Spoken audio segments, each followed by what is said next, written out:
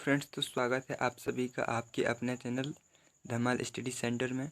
तो आज एक बार फिर मैं आपके लिए लाया हूँ कक्षा 11वीं फिजिक्स चैप्टर 1। तो आज हम वैज्ञानिक नियम और सिद्धांत के बारे में चर्चा करेंगे। जो ये वीडियो है, इस वीडियो में आज हम वैज्ञानिक नियम और सिद्धांत के बारे में समझेंगे कि वैज्ञानिक नियम क्या कहलाते हैं और जो सिद्धांत होते हैं वो क्या कहलाते हैं, और दोनों के बीच अंतर को भी भली भांति समझेंगे। तो वैज्ञानिक नियम क्या होते हैं और सिद्धांत क्या होते हैं, यदि आप इसे अच्छी तरह समझना चाहते हैं और पूरा समझना चाहते हैं तो वीडियो को अंत तक ज़रूर देखें और बिना स्किप किए देखें। इससे आपको वैज्ञानिक नियम और सिद्धांत के बारे में आप बड़ी ही आसानी से समझ सकते हैं। तो वीडियो को शुरू करने से पहले मैं आपको बता दूं कि यदि आपने हमारे चैनल को अभी तक सब्सक्राइब नहीं किया है तो चैनल को सब्सक्राइब करें, वीडियो को लाइक करें और वीडियो को दोस्तों के साथ शेयर करें, जिससे वो भी वैज्ञानिक नियम और सिद्धांत के बारे में जान सकें। और हाँ, जैसे ही आप चैनल को सब्सक्राइब करेंगे तो आपके सामने एक बेल आइकन दिखाई देगा, उस बेल आइकन को प्रेस ज़रूर कर लीजिएगा। इससे हमारी आने वाली अगली हर वीडियो आप तक बड़े ही आसानी से पहुंच सकेगी। तो देखते हैं कि वैज्ञानिक नियम और सिद्धांत क्या कहलाते हैं और वैज्ञानिक नियम और सिद्धांत हैं तो इस दोनों में अंतर क्या होता है ना। तो इसको हम इस वीडियो में तो जैसा कि मैंने यहाँ पर पहले से लिख कर रख लिया है ताकि आपका ज़्यादा टाइम वेस्ट ना हो, और यहाँ पर मैं पूरा का पूरा लिख कर रख लिया हूँ और इसको मैं एक्सप्लेन करूँगा आपके सामने वैज्ञानिक नियम और सिद्धांत क्या होते हैं। ठीक है, आप चाहें तो इसका स्क्रीनशॉट भी ले सकते हैं ताकि आप उसे एक बार रिवाइज कर सकें। ठीक है, तो देखिए जो वैज्ञानिक नियम होते हैं वो क्या कहलाते हैं। तो वैज्ञानिक नियम की एक बार परिभाषा पढ़ते हैं। यहाँ पर लिखा हुआ है कि वे सामान्य कथन जो प्रकृति के व्यवहार को बतलाते हैं, है ना।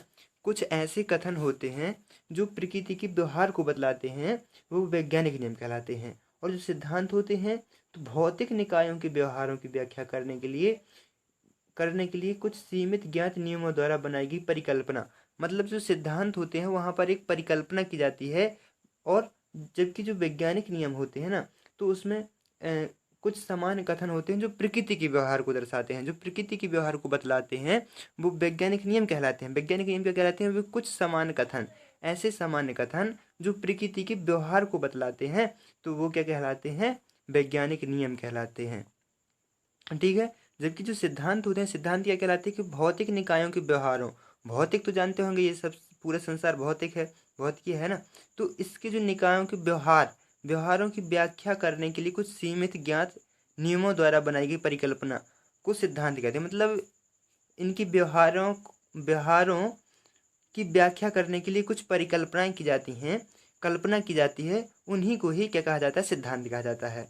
तो अब वैज्ञानिक नियम और सिद्धांत की परिभाषा भली भांति समझ चुके होंगे कि वैज्ञानिक नियम और सिद्धांत कहलाते क्या हैं। ठीक है, इसकी बात देखते हैं कि वैज्ञानिक नियम और सिद्धांत में अंतर क्या होता है। तो वैज्ञानिक नियम और सिद्धांत में यहाँ पर दो अंतर दिए हुए हैं, दोनों अंतरों को हम समझेंगे। तो यहाँ पर पहला अंतर दिया हुआ है कि जो वैज्ञानिक नियम होते हैं वो वैज्ञानिक नियम प्रकृति के द्वारा निर्मित होते हैं। जो वैज्ञानिक नियम होते हैं वो प्रकृति के द्वारा ही निर्मित होते हैं, जबकि जो सिद्धांत होते हैं वो मानव द्वारा बनाए जाते हैं, है ना। यहाँ पर भी आपने देखा, मैंने बताया था कि जो वैज्ञानिक नियम होते हैं वो प्रकृति के व्यवहार को बतलाते हैं, है ना। और जो सिद्धांत होते हैं वो नियमों द्वारा बनाई गई कल्पना कौन करता है? मानव करता है। तो इस तरह से आप इनके अंतर को भी समझ सकते हैं कि जो वैज्ञानिक नियम है वो प्रकृति द्वारा निर्मित होते हैं, जबकि जो सिद्धांत होते हैं वो कैसे होते हैं? वो मानव द्वारा बनाए जाते हैं। तो सिद्धांत मानव द्वारा बनाए जाते हैं और वैज्ञानिक नियम जो होते हैं वो प्रकृति द्वारा निर्मित होते हैं। और नियम जो होते हैं, वैज्ञानिक नियम होते हैं, वो कभी भी गलत नहीं होते। वैज्ञानिक नियम कभी गलत नहीं होते हैं, और सिद्धांत गलत हो सकते हैं। आवश्यकता अनुसार सिद्धांत में संशोधन भी किए जा सकते हैं। ठीक है, तो नियम जो होते हैं, वैज्ञानिक नियम जो होते हैं वो कभी भी गलत नहीं होते हैं, और जो सिद्धांत होते हैं वो गलत हो सकते हैं, और समय आने पर या आवश्यकता पड़ने पर सिद्धांत में संशोधन भी किया जा सकता है। तो अब वैज्ञानिक नियम और सिद्धांत में अंतर को और परिभाषाओं को भी समझ चुके होंगे और याद भी कर चुके होंगे। एक बार और देख लीजिए, वैज्ञानिक नियम होते हैं वो सामान्य, कुछ ऐसे सामान्य कथन होते हैं जो प्रकृति के व्यवहार को बतलाते हैं, है ना। जो प्रकृति में का जो व्यवहार है कुछ कथनों द्वारा जो बतलाया जाता है वही वैज्ञानिक नियम कहलाते हैं। जबकि जो सिद्धांत होते हैं उनमें भौतिक निकायों के व्यवहारों की, भौतिक निकाय जो है उनके व्यवहारों की व्याख्या के लिए कुछ नियमों द्वारा परिकल्पना की जाती है ना। कल्पना की जाती है, क्या की जाती है, परिकल्पना की जाती है, और उसी परिकल्पना को ही सिद्धांत कहते हैं। अब इसी से हम अंतर को भी स्पष्ट कर लेंगे कि जो प्रकृति के द्वारा निर्मित होते हैं वो वैज्ञानिक नियम कहलाते हैं, और परिकल्पना कौन करता है, मनुष्य करता है। तो यहाँ पर सिद्धांत मानव द्वारा बनाए जाते हैं, मानव द्वारा बनाए जाते हैं, और नियम कभी गलत नहीं होते। प्रकृति की चीज़ कोई गलत नहीं होती, तो प्रकृति द्वारा या नियम कभी भी गलत नहीं होते, और सिद्धांत गलत हो सकते हैं क्योंकि मनुष्य द्वारा की गई हर एक चीज़ गलत हो सकती है ना। तो सिद्धांत गलत हो सकते हैं, आवश्यकता अनुसार सिद्धांत में संशोधन किया जा सकता है। तो आप वैज्ञानिक नियम और सिद्धांत को समझ चुके होंगे। इसके बाद देखते हैं वैज्ञानिक विधि क्या होती है। तो वैज्ञानिक विधि के बारे में हम जानेंगे कि वैज्ञानिक विधि जो होती है तो ये किस प्रकार से वैज्ञानिक विधियां बनाई जाती हैं। जो वैज्ञानिक विधियां होती हैं वो किस प्रकार से बनाई जाती हैं। तो यहाँ पर देखिए, प्रकृति और प्राकृतिक परिघटना के संबंध में ज्ञान प्राप्त करने की सुव्यवस्थित विधि वैज्ञानिक विधि कहलाती है। वैज्ञानिक विधि क्या कहलाती है, प्रकृति और प्राकृतिक घटनाओं के संबंध में ज्ञान प्राप्त करने की सुव्यवस्थित विधि। कोई भी प्रकृति या प्राकृतिक घटना है तो उसके संबंध में यदि ज्ञान प्राप्त, उसके बारे में जानकारी प्राप्त करना है तो उसकी जो सुव्यवस्थित विधि होती है वही वैज्ञानिक विधि कहलाती है। अब वैज्ञानिक विधि जो बनती है तो उसके कुछ चरण होते हैं, कुछ चरणों द्वारा बनाई जाती है ना। तो वो कौन कौन से चरण हैं, उन चरणों को हम यहाँ पर डिस्कस करेंगे। तो सबसे पहला होता है क्रमबद्ध प्रेक्षण। क्रमबद्ध प्रेक्षण तो प्राकृतिक परिघटनाओं को समझने के लिए प्रयोग करते हुए क्रमबद्ध प्रेक्षण लेते हैं। यदि हमें कोई भी प्राकृतिक घटनाओं को समझना है तो उसमें क्या करते हैं, सबसे पहले उनके प्रेक्षण लेते हैं, है ना। क्रमबद्ध प्रेक्षण लेते हैं। किसी भी प्राकृतिक घटना को समझने के लिए या उसके प्रयोग करने के लिए क्रमबद्ध प्रेक्षण लेते हैं। क्या लेते हैं, प्रेक्षण लेते हैं। फिर करते हैं क्या, फिर परिकल्पना का निर्माण करते हैं। तो क्या है कि परिकल्पना का निर्माण, दूसरा पॉइंट है परिकल्पना का निर्माण। प्रेक्षणों का गुणात्मक तथा मात्रात्मक विश्लेषण करते हैं तथा कार्यकारी नियम बनाते हैं। प्रेक्षणों का गुणात्मक तथा मात्रात्मक विश्लेषण करते हैं, गुणात्मक और मात्रात्मक विश्लेषण करते हैं तथा कार्यकारी नियम बनाते हैं, जिसे परिकल्पना कहते हैं। परिकल्पना का तो पहला पॉइंट हो गया वैज्ञानिक विधि प्राप्त करने के जो चरण होते हैं, तो उसमें पहला चरण हो गया क्रमबद्ध प्रेक्षण और दूसरा हो गया परिकल्पना निर्माण। पहले प्रेक्षण हमें लेते हैं, किसी भी विधि को प्राप्त करने के लिए हम पहले प्रेक्षण लेते हैं, फिर प्रेक्षण के बाद परिकल्पना करते हैं, कल्पना करेंगे, ठीक है। फिर अगला पॉइंट आता है परिकल्पना का परीक्षण।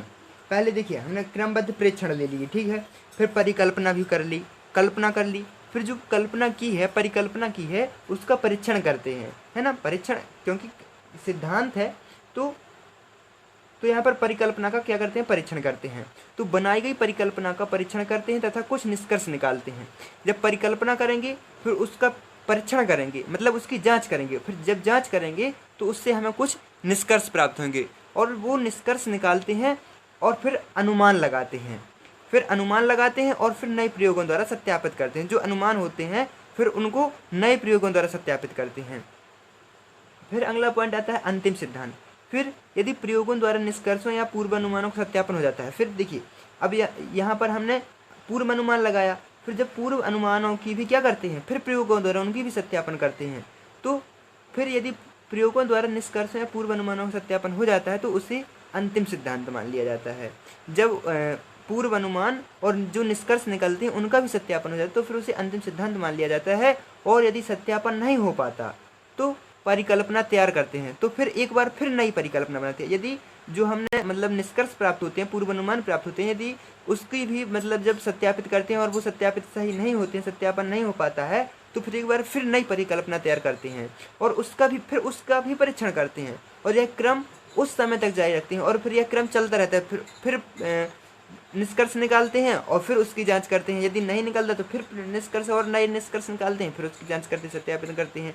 और यह क्रम उस समय तक जारी रखते हैं जब तक प्रयोगों द्वारा सत्यापित अंतिम सिद्धांत प्राप्त न हो जाए। तो इस तरह से वैज्ञानिक विधियां प्राप्त करते हैं, ठीक है। तो आई होप आपको वीडियो अच्छा लगा होगा और समझ में भी आया होगा कि वैज्ञानिक नियम सिद्धांत क्या होते हैं और इनमें अंतर क्या होता है और जो वैज्ञानिक विधियाँ होती हैं वो किस प्रकार से होती हैं, है ना।